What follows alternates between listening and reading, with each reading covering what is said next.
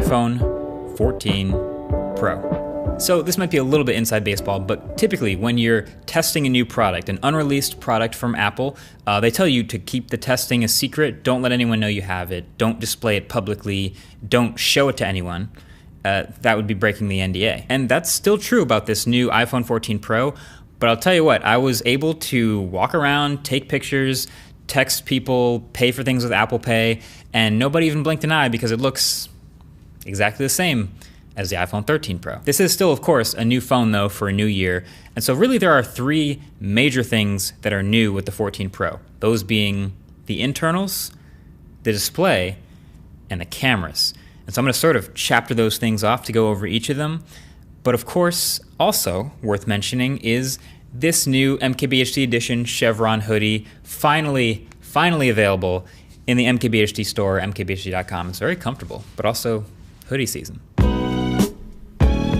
Yeah, on and on, the mean So there's not a whole lot of new pieces in this new phone, but there's technically more in this one than the baseline iPhone 14, because this one actually gets a silicon upgrade to the new A16 Bionic and 6 gigs of RAM, top of the line new 4nm system on a chip from Apple. You could tell though, when they gave the presentation in the keynote, that it must be a pretty minor bump from the A15 Bionic, because they went straight to comparing it to the A13 Bionic from a couple years ago. In real life though, so far it's benchmarked very similar to an A15 Bionic, just slightly above, as expected.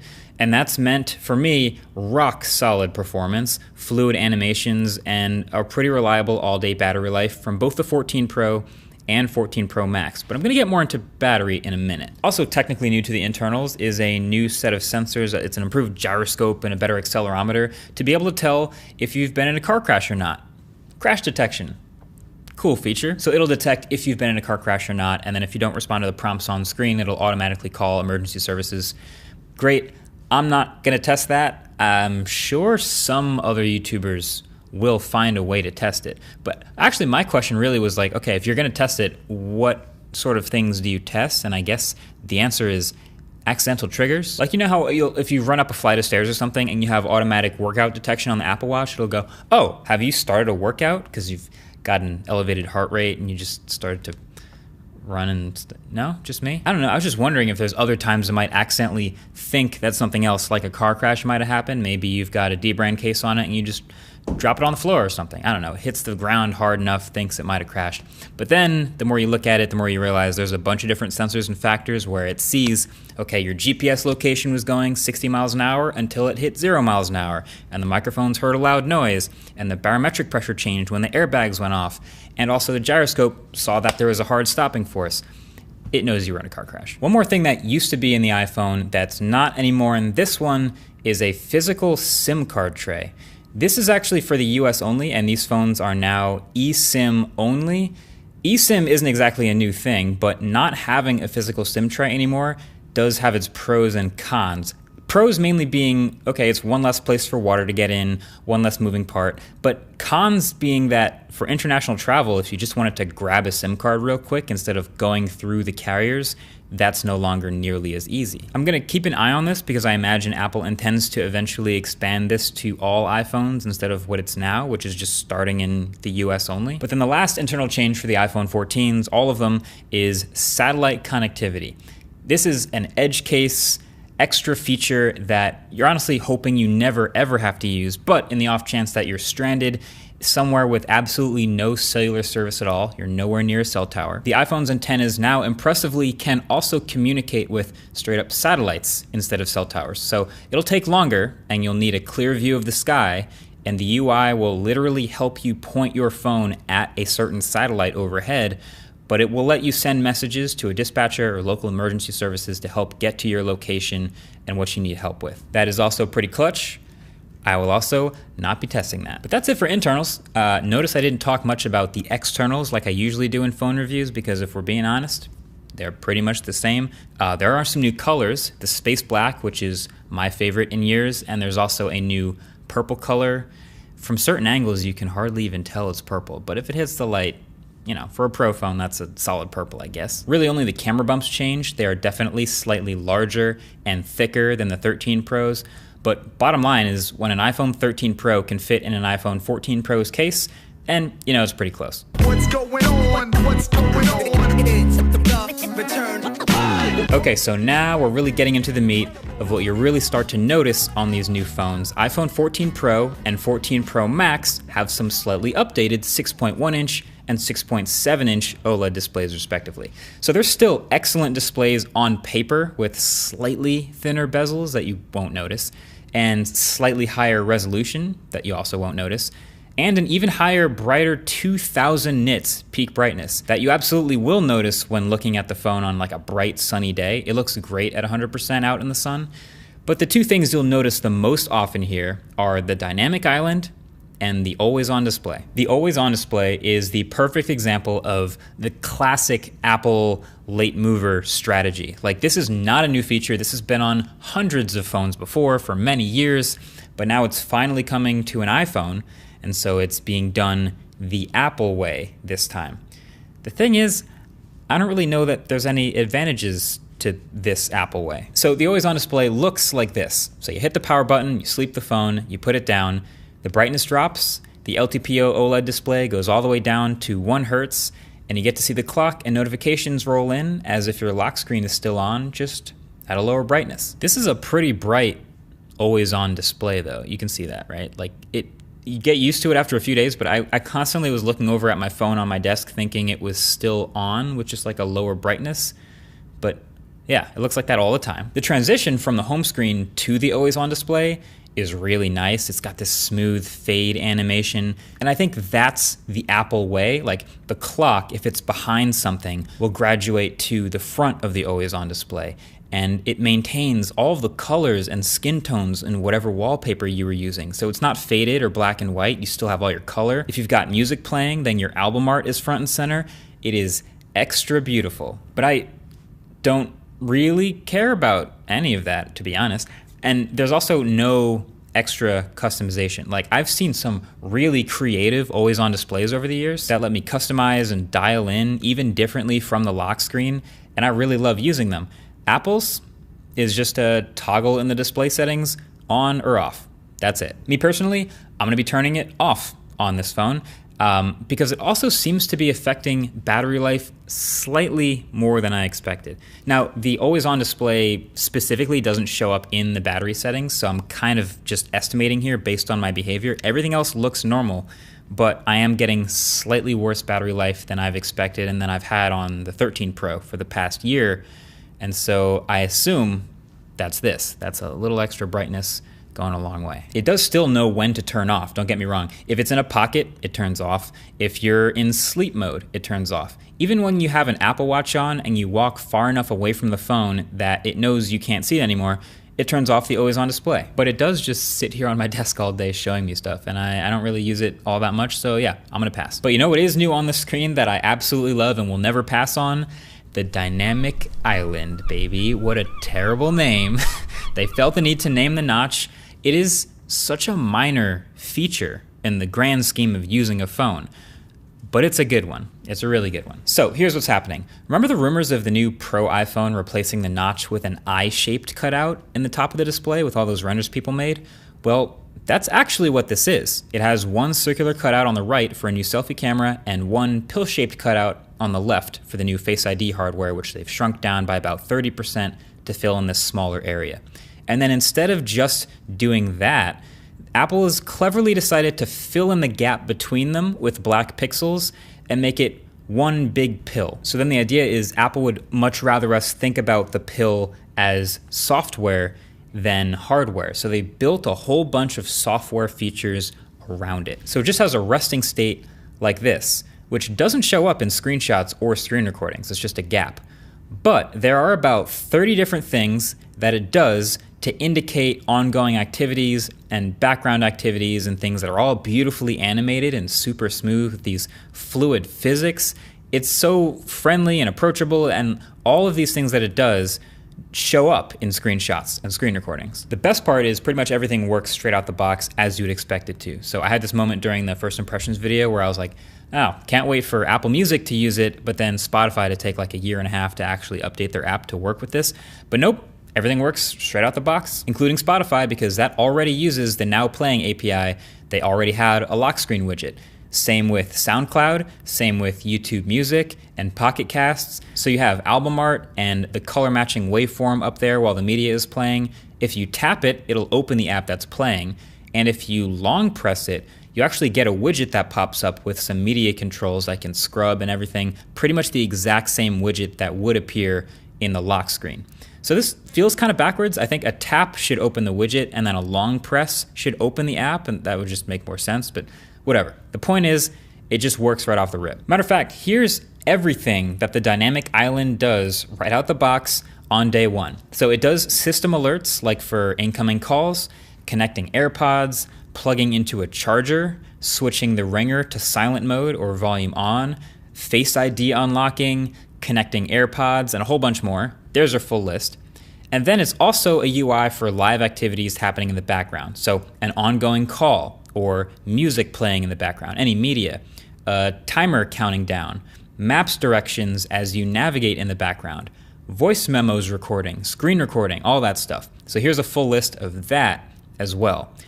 And then any third-party app that uses the Now Playing or Call Kit APIs, which there are many. It also has a little spot for the indicator for microphone and camera access right in between the pill and the cutout. It really becomes next level when you have multiple background activities happening at once, because then it low-key kind of becomes like a multitasking app switcher at the top of your phone. So one background activity looks like this, but then if I have a second one, if I go start a new background activity, it splits the island into two, so now you can pick between them and then quickly swap between them with a single touch.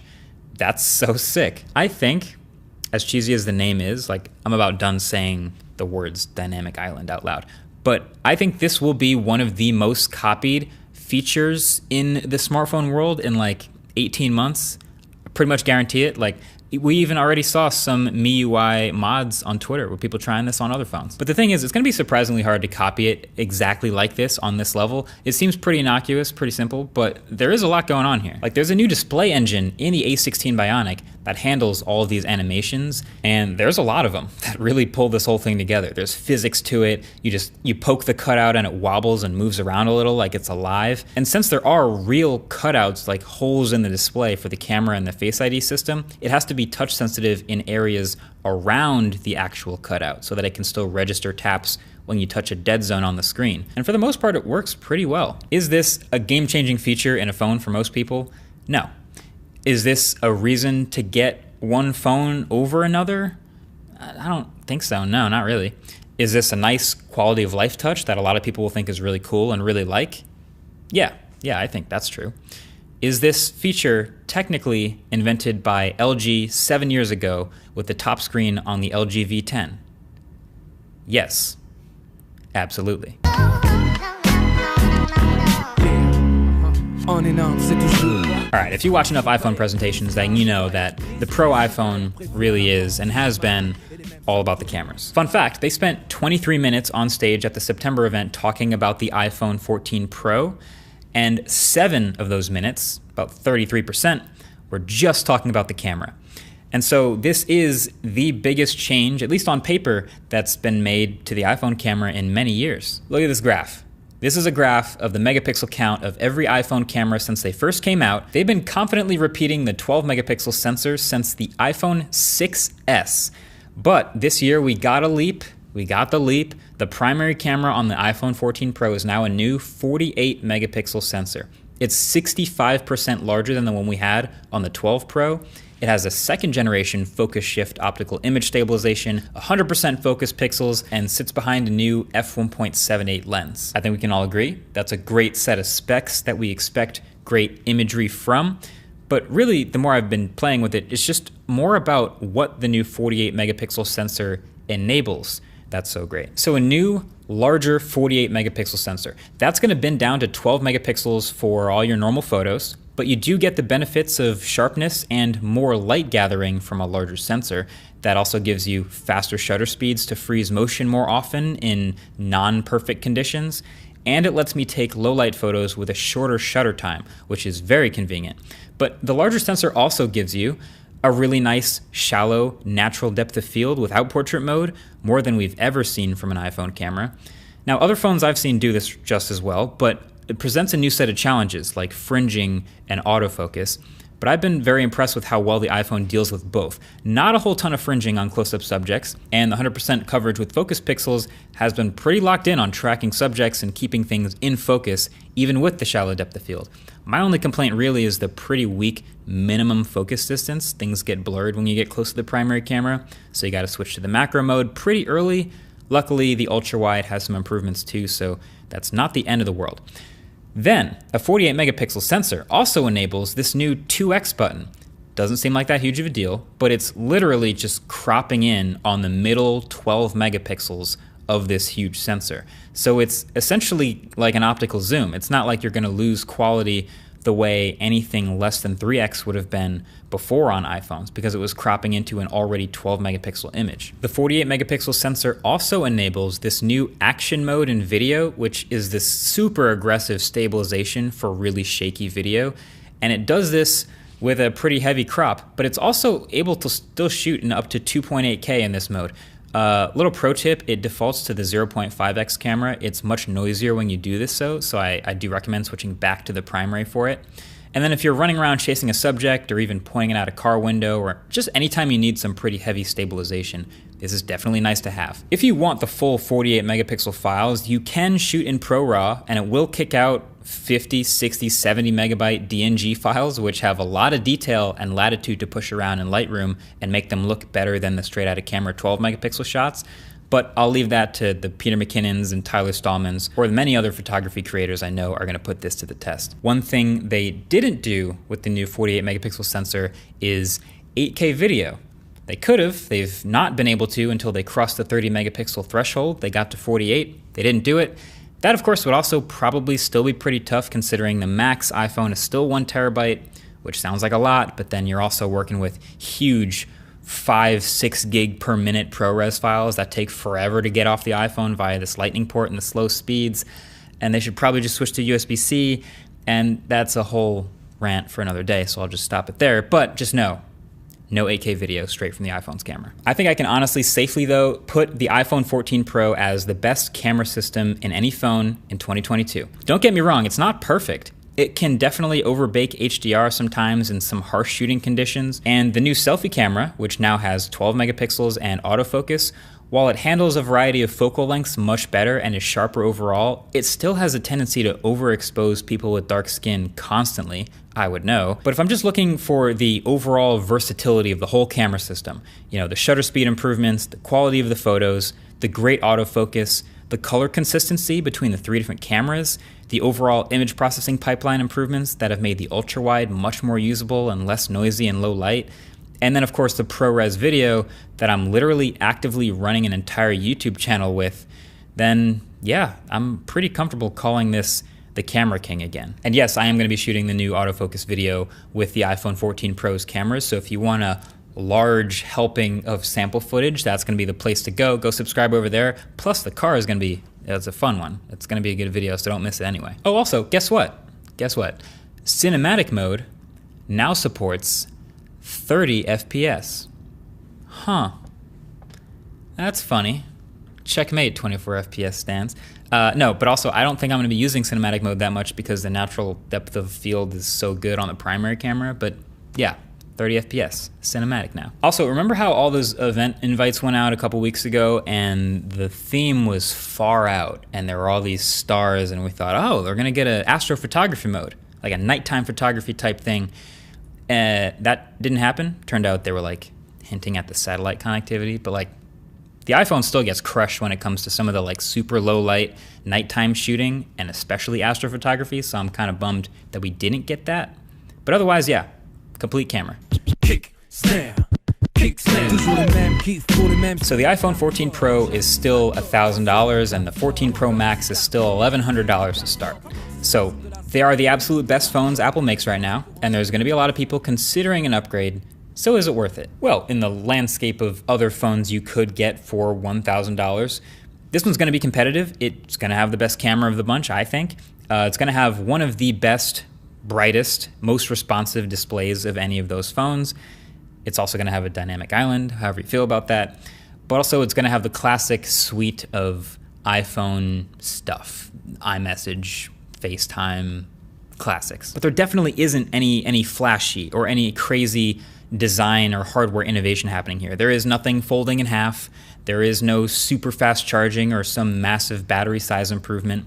The new colors, which you've seen, are like, yeah, you can kind of tell that they're a little different looking, but this is a very refined update. And so really the truth is, if you have an iPhone 11 or later at this point, then the new iOS 16 update pushing out to your phone right now is gonna make just as big of a difference to the user experience of using your phone as getting the new phone probably would. So yeah, I'd say, the new lock screen, the haptic keyboard, all this stuff. I did a video on all the new features. You can check that out. But yeah, this is a really good phone. You should get it if you either want the latest and greatest and best of a smartphone camera available right now, or if you've just got a $1,000 hole in your pocket burning away and you just have to have the latest and greatest Pro iPhone.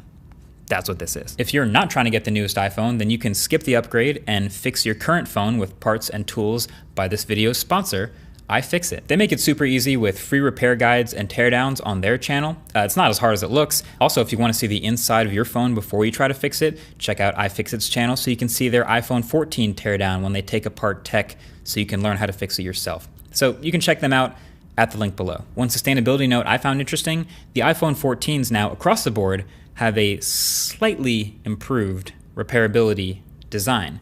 The glass on the back is now separate from the components underneath. Very nice. But either way, that's been it. Thanks for watching. Definitely get subscribed to see the straight up standard iPhone 14 review when that comes out. Also the Apple Watch Ultra when that comes out. And about 1,000 other things that are all working on here at the studio because it's Techtember and there's a lot happening. See you in the next one. Peace.